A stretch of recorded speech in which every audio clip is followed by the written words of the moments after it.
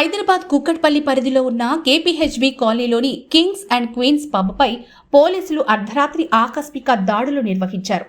అనుమతులు లేకుండా నిబంధనలకు విరుద్ధంగా అర్ధరాత్రి వరకు పబ్ నిర్వహిస్తుండటంతో కూకట్పల్లి డీసీపీ రితిరాజ్ స్వయంగా రంగంలోకి దిగారు. ఎలాంటి పోలీసు ఫోర్స్ లేకుండా ఆమె ఒక ఐపీఎస్ అనే విషయం పక్కన పెట్టి కస్టమర్లా వెళ్లి అసలు అక్కడ ఏం జరుగుతుందో స్వయంగా తెలుసుకున్నారు. ఇంకేముంది, ఆ తర్వాతే అసలు సినిమా స్టార్ట్ చేశారు.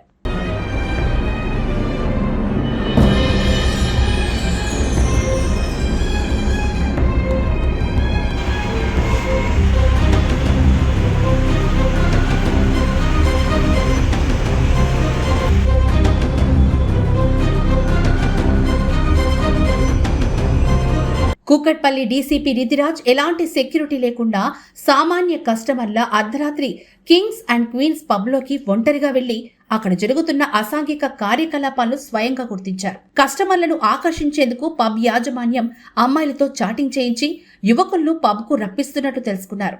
పర్మిషన్ లేకపోయినా డాన్స్ ఫ్లోర్ ఏర్పాటు చేసి అర్ధరాత్రి దాటిన ఫుల్ మ్యూజిక్ తో హంగామా చేస్తున్నట్లు నిర్ధారించారు. నిబంధనలు ఉల్లంఘించి పబ్ను కొనసాగిస్తున్న తీరుపై తీవ్ర డీసీపీ ఆగ్రహం వ్యక్తం చేశారు.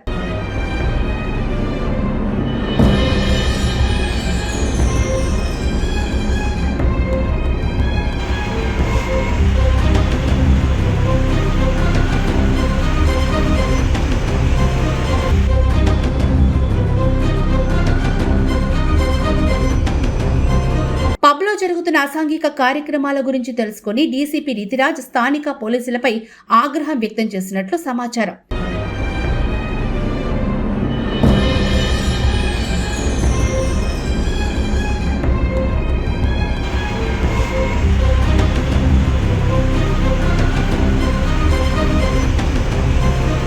స్థానిక పోలీసుల్ని పిలిచి వెంటనే పబ్లో సోదాలు నిర్వహించిన లేడీ డీసీపీ పబ్లో అసాంఘిక కార్యక్రమాలకు పాల్పడుతున్న 10 మందిని అదుపులోకి తీసుకున్నారు.